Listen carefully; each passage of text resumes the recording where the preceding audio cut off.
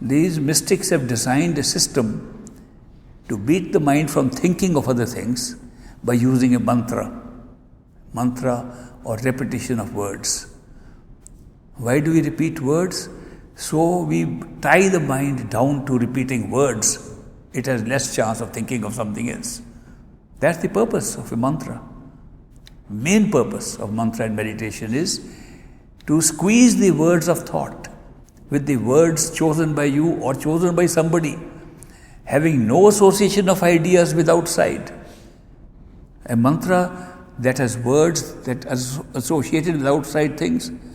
Supposing my mantra is pizza, good pizza, very nice pizza. There is no way I can stay in. My mind will be looking at all types of pizzas that are around. So if the words have a meaning outside of yourself, they don't work as a good mantra. Only that mantra is good which has no meaning outside but has meaning inside. And even though we do not know what it means inside at this time, gradually we'll find out what those words represented when we go to a stage where the translation is automatic and we know what they were meant. The beginning, when we first understand why a mantra is so strange looking, strange words, is when we go to the astral plane and discover that's literally meaning some stages inside, not outside. So that's why that's a good mantra. So these mystics design mantras which can be useful, firstly, to squeeze out the words of thought, and secondly, because they represent something inside us, an experience inside they represent.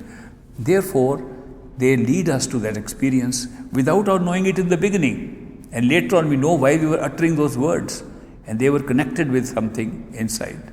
And that becomes known to us at the astral plane, that these words were used to draw us in also.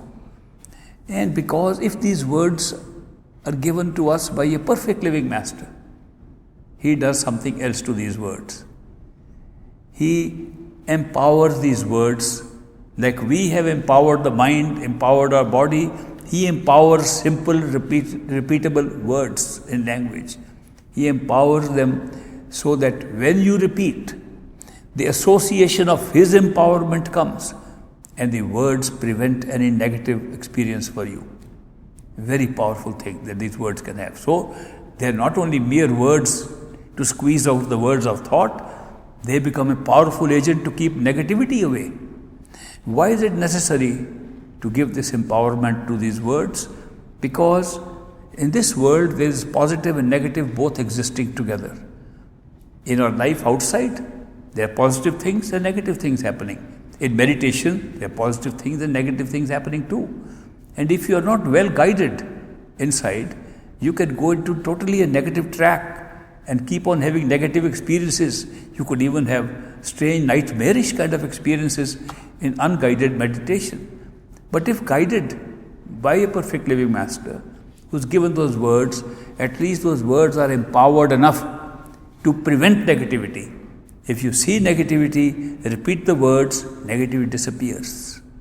Not only inside, even outside. In life you will see great use of the words a perfect living master gives us merely to repeat. We think they are simple words to repeat.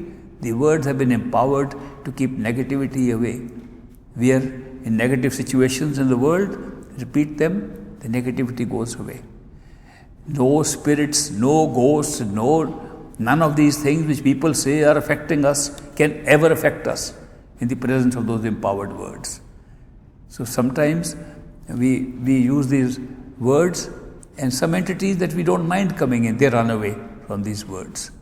It's a great experience to see how much power has been given to simple words, but it has to be empowered by a perfect living master, and that is done at the time when he initiates or accepts us as a permanent friend. So that's another important factor.